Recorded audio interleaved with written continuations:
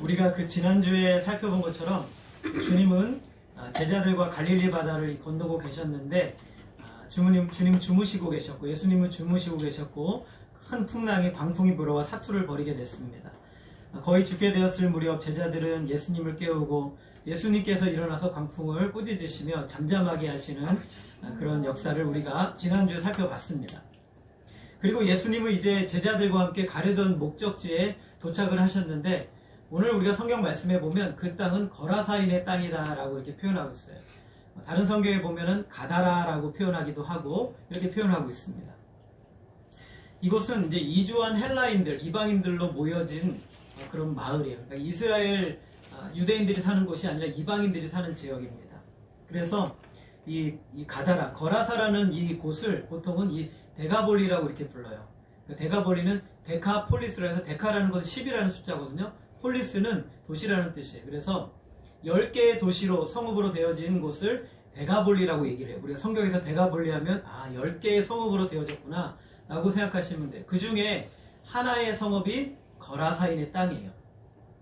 근데 이 거라사인의 땅은 이방인들로 구성되어 있는 작은 마을입니다. 그곳에서 예수님은 제자들과 함께 아주 특별한 사람 한 사람을 만나는데 오늘 말씀해 보면 귀신 들린 자예요. 귀신 들린 자. 귀신도 그냥 들린 게 아니라 엄청난 귀신이 들려있는 그런 사람을 만나시죠. 다른 말로 하면은 우리는 이런 사람들을 광인이라고 부르죠. 그러니까 제대로 정신이 있는 사람이 아니기 때문에 광인이라고 불러요. 방금 제자들은 무서운 광풍을 뛰어넘어 왔는데 거라사인의 땅에 내리자마자 광인을 만나는 거예요. 여러분 예수님을 따르는 삶이 이렇게 쉽지가 않습니다. 광풍도 만나야 되고 광인도 만나야 되고 쉬운 게 아니죠. 광풍은 이 광인을 만날 준비를 시켜주는 거예요. 그러니까 우리의 인생에서 어려움이 있는 것은 하나님이 누군가를 나로 하여금 만나게 하시려는가 보다 라고 우리가 생각할 수 있는 거예요. 그래서 27절에 보게 되면 이 광인이 어떤 사람인지를 설명하고 있어요. 우리 한번 볼까요? 27절에 보게 되면 오래 옷을 입지 아니하며 집에 거하지도 아니하며 무덤 사이에 거하는 자라고 이렇게 표현하고 있어요. 그러니까 옷을 입지 않고 그리고 집에 거하지도 않고 무덤 사이에 사는 사람, 집을 뛰쳐나와서 무덤에 사는 사람인 거예요. 무덤이 그 집이 된 것이죠. 그리고 29절 하반절을 보게 되면 우리 같이 한번 읽어보겠습니다. 시작. 귀신이 가끔 그 사람을 붙잡음으로 그를 쇠사슬과 고랑에 매어 지켰으되 그 맨 것을 끊고 귀신에게 몰려 광야로 나갔더라. 이 사람이 광야로 나가기 전에 사람들이 이 사람을 묶기 위해서 쇠사슬과 쇠고랑으로 이 사람을 묶었어요. 그런데 어떻게 했습니까? 이거를 끊어버리는 거예요. 얼마나 힘이 센지 이것을 끊어버려요. 그러니까 이 힘은 자기 힘이 아니라 누구의 힘이에요? 귀신의 힘이죠. 귀신의 그의 지배에서 초인적인 힘을 줌으로 말미암아 쇠사슬과 쇠고랑도 끊어버리는, 그리고 집을 떠나 광야로 그를 몰아내버립니다. 집에 있을 수가 없는 것이죠. 예수님께서 이 사람을 만나서 물으세요. 네 이름이 무엇이냐라고 물으니까 이 사람이 자기 이름이 무엇이라고 말합니까? 군대. 네, 내 이름은 군대입니다 라고 답을 하는 거죠. 여러분, 군대라는 단어는 레기온, 원어에 의하면 레기온이라는 단어인데, 이것은 로마의 군사들 한 3,000명에서 6,000명 단위의 사단을 표현할 때 레기온이라고 표현을 해요. 그러면 이 사람 속에 지금 귀신이 몇 마리가 들어갔다는 거예요? 어마어마하게 많이 들어가 있는 사람이라는 것이죠. 제정신으로 살 수 없는 사람인 것이죠. 수많은 악령들이 그를 지배하고 있는 것이죠. 수많은 악령들이 지배하는 이 광인, 이 사람은 자기의 이름도 또 자신의 집도 자기가 누구인지도 다 사라져 버렸어요. 그래서 자기의 이름은 군대고 자기의 집은 무덤이고 자기의 존재는 귀신에게 통제받는 존재다라는 것이 오늘 성경 말씀이 우리에게 보여주는 거예요. 이 사람의 영혼은 갈기갈기 찢겨져서 완전히 파괴되어 있는 악령의 힘에 지배받고 있는 사람이죠. 거라사 지역에서 가장 강한 힘을 가진 사람이 이 사람이에요. 그러나 가장 비참한 삶을 사는 사람 또한 바로 이 사람이죠. 같은 사건을 기록하고 있는 이 마가복음 5장 5절에 보게 되면 이렇게 말씀하고 있어요. 밤낮 무덤 사이에서나 산에서나 늘 소리 지르며 돌로 자기의 몸을 해치고 있었더라. 밤낮으로 기괴한 소리를 지르는 거예요. 얼마나 끔찍합니까 여러분. 밤에요, 무서운 귀신의 소리같이 막 소리를 지르는 소리가 들려봐요. 얼마나 무섭겠어요. 그리고 돌로 자기의 몸을 해치는 거예요. 계속 상해하는 거죠. 고통스럽게 하는 겁니다. 이 사람은 자기의 의지와 상관없이 돌로 자기 몸을 상처를 하고 학대하고 파멸시키고 있어요. 우리가 꼭 기억해야 될 것은 사단에게는 선한 목적이나 건설적인 목적이 전혀 없다라는 거예요. 사단이 존재하는 목적은 파멸시키고 파괴시키는 거예요. 아무리 좋은 것을 잠깐은 준다 할지라도 그 목적은 파멸시키고 파괴시키는 겁니다. 하나님의 선한 계획을 좌절시키고 사람들을 파괴하는 것만이 마귀의 사단의 목적이에요. 사단은 저와 여러분의 좋은 것들을 다 빼앗고 파괴할 뿐입니다. 절대로 거기에 대한 책임도 그리고 대가도 주는 자가 아니에요. 이 광인이 이렇게 된, 이 사람이 이렇게 된 원인을 오늘 말씀은 뭐라고 얘기하고 있습니까? 누구들 때문이에요? 뭐 때문에 이 사람이 이렇게 비참하게 됐습니까? 귀신이 들려서, 악령의 지배를 받아서 이 사람이 이렇게 되었다라고 얘기를 하는 거예요. 그러나 오늘 우리는 이 성경 이면에 나타난 성경이 주는, 복음이 주는 진짜 해석을 우리는 성경에서 찾아야 돼요. 그것은 무엇이냐면 그가 잃어버려졌기 때문이에요. 그 잃어버려진 자이기 때문에 헤매이는 잃어버린 인생에 악령들의 차지가 되어버린 것이죠. 누가복음 19장 10절 말씀 우리 같이 한번 읽겠습니다. 시작. 인자가 온 것은 잃어버린 자를 찾아 구원하려 함이니라. 이 세상에 하나님께로 돌아오지 못한 모든 사람들은 악령에 지배받는다는 표현이 아니라 잃어버린 자다라고 말하는 거예요. 잃어버린 자다. 그래서 예수님이 이 땅에 오셔서 하시는 사역의 핵심은 잃어버린 자를 찾아 나서는 거예요. 잃어버린 자를. 예수님께서 이 사람을 찾아오셨는데 그 사람의 형편이 어떠하냐면 사람들에게는 버림을 받았고 자기 스스로 원하는 것을 아무것도 할 수 없는 존재가 되어 있었고 수많은 악령들에게 철저하게 고통당하고 망가진 인생이 되어 있었던 거예요. 너무나 감사한 것은 예수님께서 이 한 사람을 찾으시기 위해서 그 무서운 바다의 광풍을 헤치고 오셨다라는 거예요. 사단의 방해가 있을 것을 아시면서도 예수님이 일부러 밤 시간을 선택을 하셨어요. 사단은 예수님이 잃어버린 광인을 찾아 나서지 못하도록 큰 광풍을 일으켜서 예수님이 탄 배를 뒤집어 엎으려고 했던 것이죠. 자기 소유를 빼앗기지 않으려는 이 마귀의 습성, 이 광인을 자기가 소유하려고 했기 때문에 결코 예수님이 오는 것을 원하지 않았던 거죠. 그래서 막았던 거예요. 예수님은 사단과 정면 공격을 하시고 그를 꾸짖으시고 그리고 물결을 잔잔하게 하시고 결국에는 이방인의 땅으로 오셨어요. 그 이유는 광인의 결박을 풀어주시기 위함이었어요. 그리고 하나님의 집으로 그를 인도하기 위함이죠. 여러분, 한 영혼이 주님께로 돌아올 때 이런 역사가 일어난다는 것을 우리가 기억을 해야 돼요. 마귀는 절대로 자기가 묻고 있는 영혼을 그냥 내주지 않는단 말이죠. 오늘 예수님께서는요, 사단의 그 영적인 전쟁의 현장을 그대로 다 드러내버리셨어요. 한 영혼을 찾아 나설 때 어떤 일들이 일어나는지, 마귀가 어떻게 그 영혼 앞으로 가지 못하도록 막는 역사가 일어나는지 오늘 성경은 분명하게 보여주고 있는 것이죠. 그러나 중요한 것은 하나님이 원하신다면 그 영혼을 반드시 찾아내신다라는 것을 오늘 말씀이 보여주고 있는 거예요. 예수님이 저와 여러분을 찾지 않으셨다면 우리는 여전히 광인과 같이 사단에 묶여 영원한 멸망에 떨어질 존재였다라는 거예요. 예수님 그 수많은 방해와 문제를 이기시고 마귀의 공격을 이기시고 저와 여러분을 구하시기 위해서 오늘 찾아오신 것이에요. 광인이 예수님을 보고 소리를 지릅니다. 더 정확하게 말하면 악령이 큰 소리를 지르는 것이죠. 지극히 높으신 하나님의 아들 예수여, 당신이 나와 무슨 상관이 있나이까? 당신께 구하노니 나를 괴롭게 하지 마옵소서. 악령은 광인에게 붙어 있어서 그를 괴롭히며 그의 인생을 망하게 하도록 그냥 내버려 두라는 거예요. 내가 그냥 저 사람 고통받고 영원히 멸망하도록 주님 그냥 좀 내버려 두시지 왜 저를 상관하십니까? 제가 원래 하는 일이 이런 거 아닙니까? 라고 하면서 예수님을 대항하고 있는 거죠. 예수님을 대항하고 있어요. 이렇게 악령이 말한 이유는 예수님께서 그 사람에게서 나오라고 명령하셨기 때문에 그래요. 근데 예수님의 명령을 이 귀신이 거부해요. 못 나오겠다는 거예요. 그냥 내버려 달라고 얘기를 하는 거죠. 그러나 예수님은 절대로 허락을 안 하십니다. 그러자 이 마귀가 예수님과 협상을 시작을 합니다. 우리 31절 말씀 우리 같이 읽겠습니다. 시작. 무적에게로 들어가라 하지 마시기를 당부하노니. 이 무적행이라는 말이요, 요한계시록 말고 누가복음에 처음 나오는 거예요.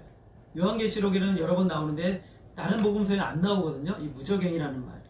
무적행은 사단과 그의 부하들인 귀신들을 가두는 장소예요.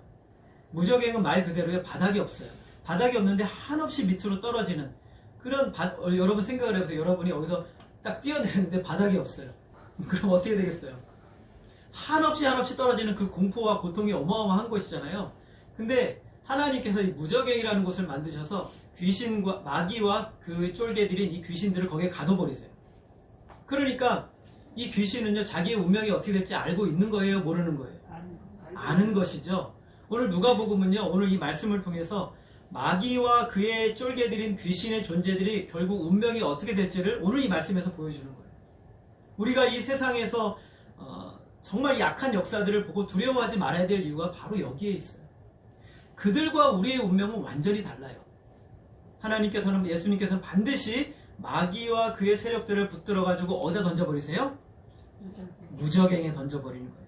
바다 끝이 보이지 않는 그 무서운 곳으로 이 마귀와 귀신들을 다 던져버리세요. 광인을 고통스럽게 하는 이 귀신들, 무적행으로 들어가기 원치 않죠. 끝까지 예수님을 대적합니다. 그러면서 귀신이 하는 일들, 자기가 하는 일들을 계속하게 해달라고 또 한 번 예수님께 협상을 하는 거예요. 32절 우리 같이 한번 읽겠습니다. 시작. 돼지떼가 산에서 먹고 있는지라 귀신들이 그 돼지에게로 들어가게 허락하심을 간구하니 이에 허락하시니. 여러분, 다른 마가복음에 보니까 이 돼지가 몇 마리 있었다고 그랬어요? 2,000마리가 있었어요. 여러분 상상이 가십니까, 여러분? 돼지 2,000마리?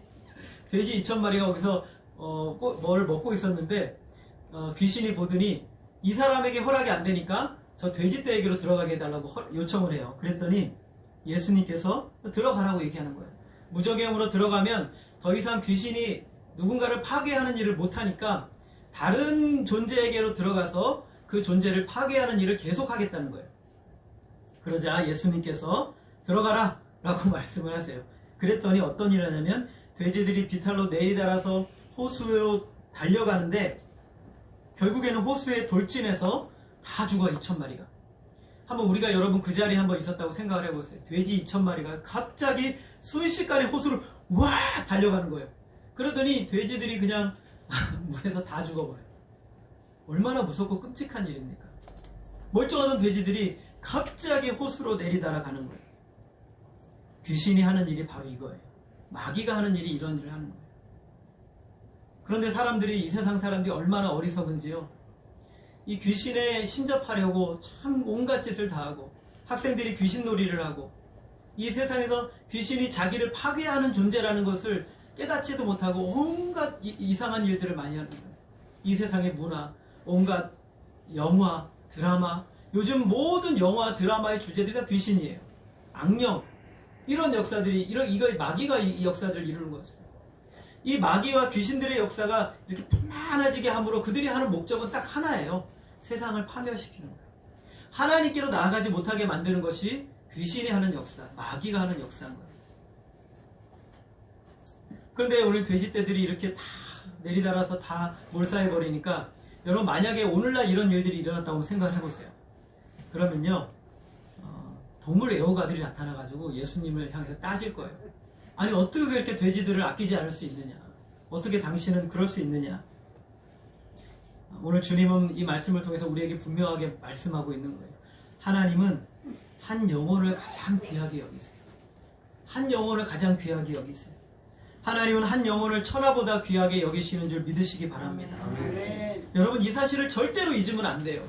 수많은 동물들과 수많은 어떤 가축들과 참 귀엽고 예쁘지만 그럼에도 불구하고 한 영혼의 가치보다 높을 수는 없어요. 하나님은 한 영혼을 천하보다 귀하게 여기시고 그 영혼 안에 하나님의 형상을 집어넣어 주셨어요. 그러니 인간은 얼마나 존귀한 존재예요. 이 세상의 어떤 피조물들보다 하나님은 저와 여러분을 소중하게 여기십니다. 그래서 예수님은 악령들이 이 광인에게 더 이상 있지 못하도록 막으셨고 돼지에게는 들어가게도 허락하신 거예요. 주님은 하나님의 백성 중 단 한 사람도 절대로 마귀에게 그대로 내어주지 않으십니다. 주님은 창세전에 택하신 이 광인을 마귀에게 계속 고통당하도록 허락하지 않으세요. 너무나 감사하게도 주님은 바로 그 사람을 찾아오신 거예요. 여러분, 하나님의 자녀들은 단 한 사람도 마귀에게 계속해서 붙들릴 수 없음을 믿으시기 바랍니다. 아멘. 주님은 절대로 허락하지 않으세요. 그래서 주님은 저와 여러분을 하나님의 백성으로 불러주시고 여기 귀한 예배 자리로 인도해 주신 겁니다. 아멘. 예수님께서 귀신들로 하여금 돼지떼에게 들어가도록 허락하신 또 한 가지 이유가 있어요. 그것은 무엇이냐면 한 영혼을 짐승보다 소중하게 여기지 않는 그 사회 자체를 심판하신 거예요. 한 영혼을 짐승보다 소중하게 여기지 않는 그 거라사라는 이 사회를 하나님께서 심판하신 거예요. 존 라일이라는 목사님은 그분의 책에서 이렇게 말씀하세요. 예수님은 귀신을 내어 쫓으시면서 이 사람의 치유에 관심이 없었던 그 사회를 심판한 것이다 라고 말씀하고 있어요.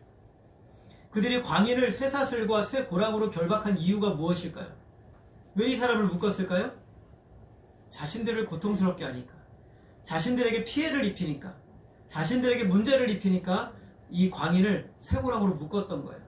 그리고 이 광인이 나가서 광야로 나가가지고 저 무덤에 거하니까 아무도 그 사람을 안 찾아와요. 그럼 누가 찾아오겠어요? 아무도 찾아오지 않죠. 주님께서는 자신의 수입을 원해서 자신의 수입만을 추구하며 자신의 이익만을 추구하며 사는 그 사회, 그러나 한 영혼을 무시하고 한 영혼을 외면하는 그 사회를 주님은 심판하신 거예요. 그 죄악을 심판하신 거죠. 그래서 그들의 수입의 원천에 귀신이 그대로 들어가게 하심으로 그들의 죄악을 심판하신 겁니다. 35절 말씀 우리 같이 읽겠습니다. 시작. 사람들이 그 이루어진 일을 보러 나와서 예수께 이르러 귀신 나간 사람이 옷을 입고 정신이 온전하여 예수의 발치에 앉아있는 것을 보고 두려워하거늘. 아무도 제어하지 못했던 이 사람이 지금 어떤 일이 일어났는가? 오늘 말씀해 보면 이 사람이 예수께 이르러, 예수께 나와서 예수 앞에 발치에 앉아있다라고 표현하는데, 다른 복음서에 보면 예수님의 발 앞에 무릎 꿇고 있다라고 표현하고 있어요. 예수님의 발 앞에 무릎 꿇고 있어요. 여러분, 이 사람이 누구 앞에 무릎 꿇은 적이 있었습니까? 이 사람이 누구 앞에 통제받은 적이 있었습니까? 없었죠. 귀신이 그 일을 허락하지 않았던 거예요.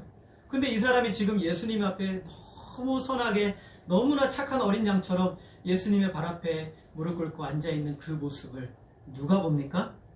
사람들이 보게 되죠. 여기서 우리는 사단의 목적과 하나님의 목적이, 사람을 향한 사단의 목적과 하나님의 목적이 전혀 다르다는 것을 알 수가 있어요. 사단은 그를 억지로 통제하고 상하게 하고 멸망하게 만듭니다. 파멸하게 만들죠. 왜냐하면 사단은 멸망의 대장이기 때문에 그래요. 그러나 예수님은 우리를 사랑하십니다. 하나님은 우리 영혼을 너무너무 사랑하시죠. 그 영혼의 결박을 풀어주심으로 이제는 스스로 주님 앞에 나와 무릎 꿇게 하시는 거예요. 우리 주님은 무서운 광풍의 바다를 건너서 광인을 만나러 오셨어요. 그 이유는 단 하나입니다. 이 사람을 사랑하셨기 때문에 그래요. 그 누구도 무엇도 주님의 사랑을 막을 수 있는 것은 없어요. 주님이 우리를 사랑하기로 결정하셨으면, 주님의 사랑이 이미 우리에게 있으면 그 사랑은 변하지도 않고 바뀌지도 않고 계속해서 이루어지는 거예요. 요한복음 4장에도 이와 비슷한 사람이 한 명이 나옵니다. 사마리아 여인. 이 여인 또한 광인이에요. 남편이 5이 있는데 그 남편 5으로 만족하지 못해서 또 다른 남편을 얻었어요. 자기 스스로를 학대하고 파괴하고 파멸하는 비극적인 인생입니다. 아무도 이 여인을 좋아하지 않았고, 아무도 이 여인과 대화하려 하지 않았고, 이 여인을 만나려 하지 않았어요. 예수님께서는 그 여인을 더운 날 모두가 낮잠을 자는 이 정오시간 뜨거운 햇살 아래에 있는 그 시간에 이 여인을 만나러 예수님이 오십니다. 그 이유는요, 이 여인이 그 시간에 물을 기르러 오기 때문에 그래요. 예수님은 이 여인을 향해서 내게로 오라고 말씀하신 것이 아니라 예수님은 그 여인의 시간에 맞추어 여인의 때에 찾아가셨어요. 그를 사랑하셨기 때문입니다. 예수님은 그 여인의 결박을 풀어주시고 자유하게 하십니다. 그 배에서 생수의 강이 흘러넘치도록 은혜를 베풀어 주시죠. 여러분, 귀신 들렸던 자가 멀쩡하게 된 모습을 보고 사람들은 두려워했어요. 그런데 또 다른 두려움이, 큰 두려움이 그들에게 임했어요. 37절 우리 같이 읽겠습니다. 시작. 거라사인의 땅 근방 모든 백성이 크게 두려워하여 예수께 떠나가시기를 구하더라. 예수께서 배에 올라 돌아가실세. 참 안타까운 말씀 중에 가장 안타까운 말씀이에요. 영광의 주님이 그들 가운데 오셔서 놀라운 능력을 행하셨는데 그들의 눈에는 무엇만 보였냐면 자신들이 입은 피해만 보였던 거예요. 자신들이 입은 피해. 자신들이 생계를 유지하기 위해서 돼지를 쳐서 생계를 유지하는데 그 수천 마리가 순식간에 몰사하는 모습을 보고 두려워하기 시작한 거예요. 근데 그 두려움은 앞에서 광인이 변화된 것보다 더 큰 두려움이었어요. 자신의 수입이 이제는 더 피해가겠구나. 예수님을 만나면 내가 더 손해를 입겠구나. 예수님과 함께하면 내가 더 많은 문제가 일어나겠구나 라고 생각한 것이에요. 그래서 그들은 주님을 향해 뭐라고 말씀하세요? 말해요? 떠나시오. 떠나주세요 라고 말하는 거예요. 주님이 오셨는데 주님을 향해서 떠나세요 라고 말해요. 그 이유는 딱 하나였어요. 자기의 수입에 손해가 가는 거예요. 자기가 손해를 입을 것 같은 거예요. 내가 예수를 잘 믿으면 내가 손해볼 것 같은 거예요. 내가 예수를 잘 따르면 내가 문제가 생길 것 같아요. 내가 예수를 잘 믿으면 내가 어려워질 것 같아요. 그러니 예수님을 향해 말합니다. 주님 저를 떠나세요. 주님 저를 좀 떠나주세요 라고 얘기를 하는 거죠. 창조주이시며 세상을 만드신 전능하신 하나님, 우리의 참된 구원자 되시는 예수님이 오셨는데 떠나라고 얘기를 합니다. 얼마나 어처구니 없고 얼마나 어리석은 일입니까? 그들은 영혼을 위한 가장 복된 선택을 벌인 거예요. 여러분 무엇이 두려우십니까? 여러분이 재정적으로 어려움을 당하는 그것이 두려우십니까? 인생의 문제를 만나는 것이 두려우십니까? 여러 가지 상황 때문에 만나는 것이 두려우십니까? 내가 실패하고 여러 가지 많은 문제에서 고통을 당하는 것이 두려우십니까? 성경이 말하는 가장 큰 두려움은 주님이 저와 여러분과 함께하지 않는 것이라고 말하는 거예요. 하나님이 우리와 함께하지 않는 것이 가장 큰 두려움이에요. 하나님께서 이스라엘 백성들을 향해서 내가 너희와 함께 가지 않겠다라고 말하자 모세는 하나님 앞에 간절히 엎드려서 하나님 이게 무슨 말씀입니까? 하나님이 우리와 함께하지 않으시면 우리 아무것도 아닙니다. 모세는 절박하게 하나님께 기도합니다. 하나님이 함께 가지 않으시려거든 여기서 우리를 다 그냥 몰살시켜 주십시오. 하나님이 함께 가지 않으시면 우리는 아무것도 아닙니다. 여러분 이게 진짜 믿음인 거예요. 하나님이 없으면 저와 여러분은 아무것도 아닙니다. 주님이 우리와 함께하지 않으시면 여러분이 아무리 많은 돈을 벌고 여러분이 아무리 많이 성공하고 여러분이 아무리 많이 잘 된다 할지라도 주님이 여러분과 함께하지 않으시면 마귀에게 유린당하는 인생일 뿐인 것이에요. 아무 의미가 없는 것이에요. 거라사의 진짜 광인은요 귀신 들렸던 이 사람이 아니에요. 더 큰 손실을 볼까봐 두려워 예수님을 떠나라고 했던 사람들, 이 사람들이 진짜 광인인 거예요. 귀신이 그를 붙들고 예수님과 함께하지 못하도록 만든 거죠. 마귀가 가장 싫어하는 것은 우리가 예수님과 가까워지는 거예요. 오늘 우리가 예수님과 가까워지고 예수님이 우리 안에 거하시고 예수님과 우리와 함께하는 삶을 마귀는 가장 싫어해요.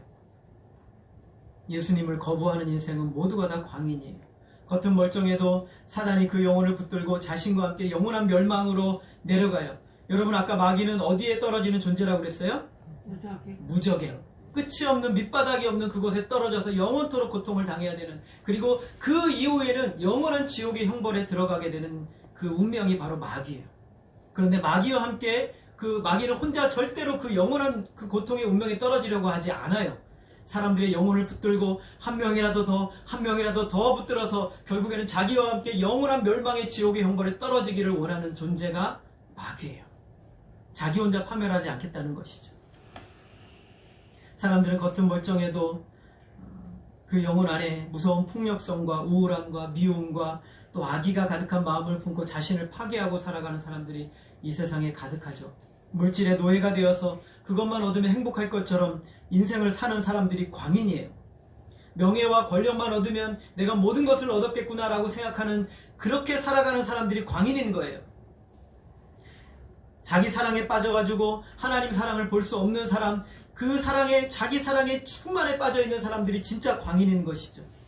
앞뒤 안 가리고 이 세상의 성공을 위해서만 달려가려고 하는 그런 사람들이 진짜 광인인 것이에요.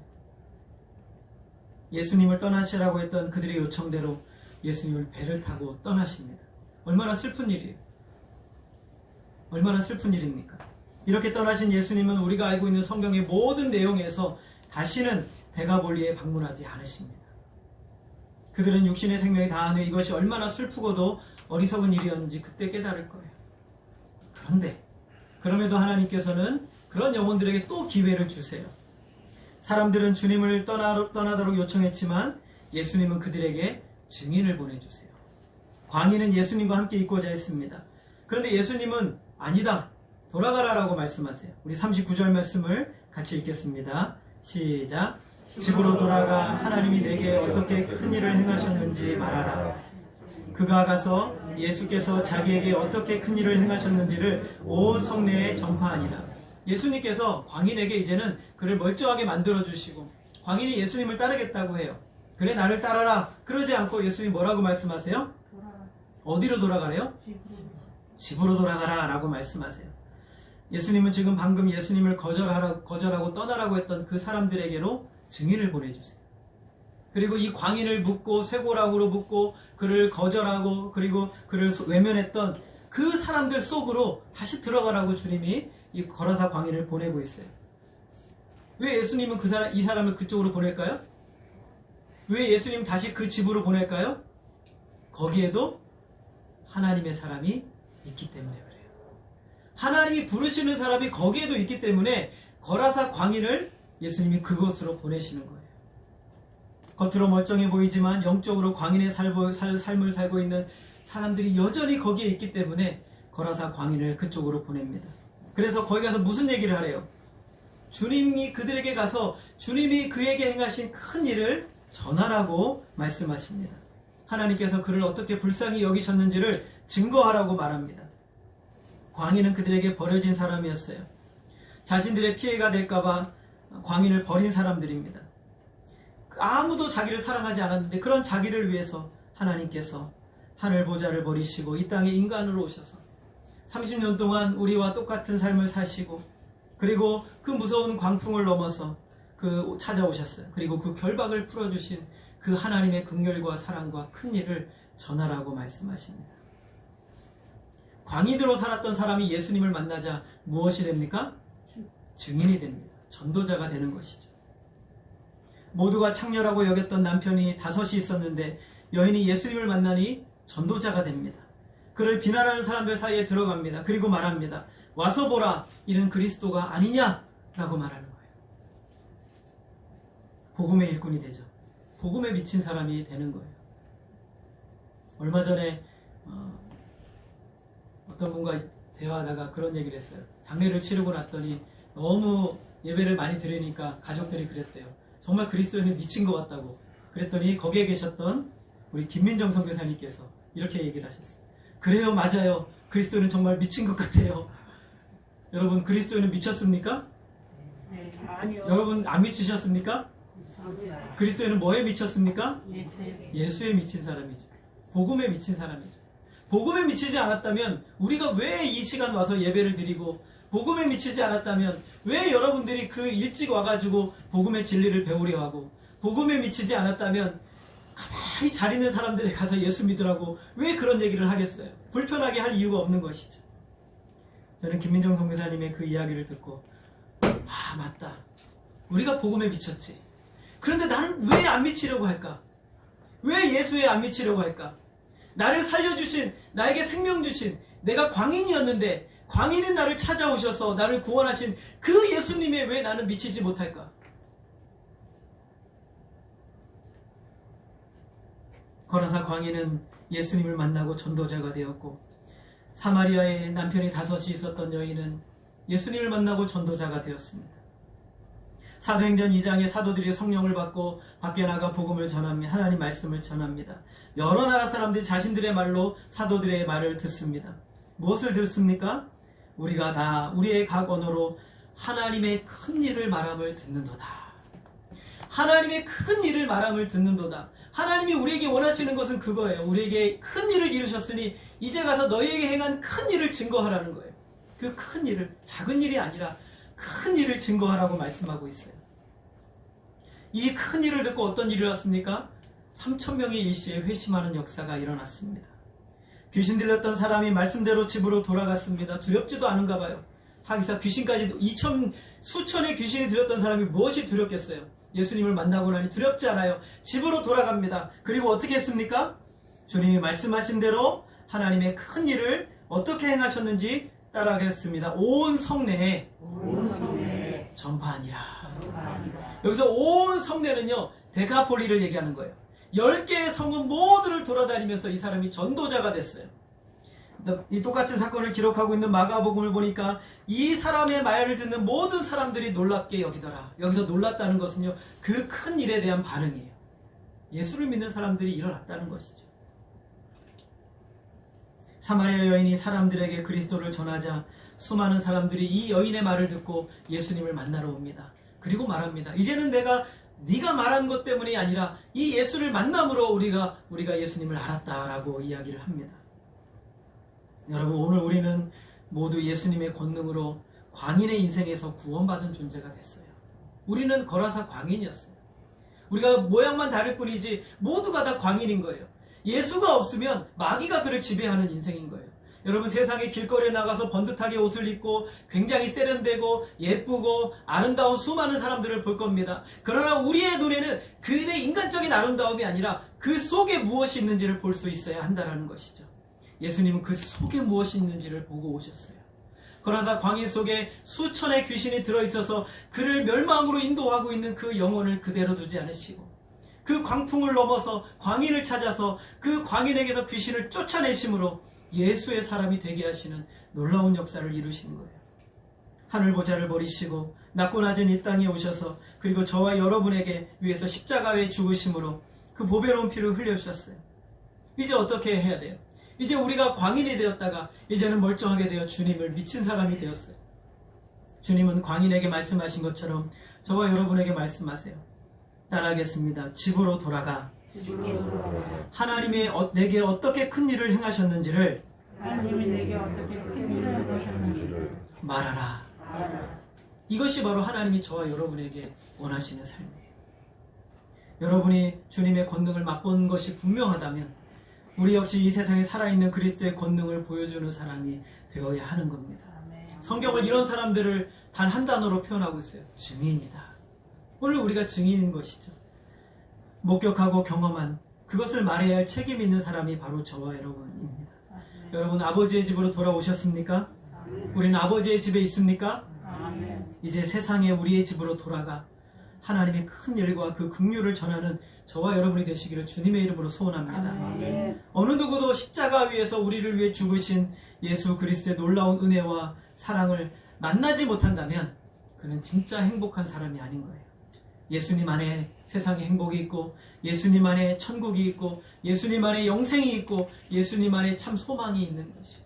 여러분, 이 놀라운 은혜가 오늘 저와 여러분에게 임한 줄로 믿습니다. 그리고 이 은혜를 우리가 증거하는 복된 삶이 되시기를 소원합니다. 오늘 거라사 광인, 우리가 광인이었는데 주님이 우리를 찾아오셔서 우리를 구원하게 하시고, 그리고 광인이 아니라 이제는 전도자가 되게 하시는 놀라운 축복의 특권의 은혜를 우리에게 주셨으니 이제 여러분의 집으로 돌아가시기를 바랍니다.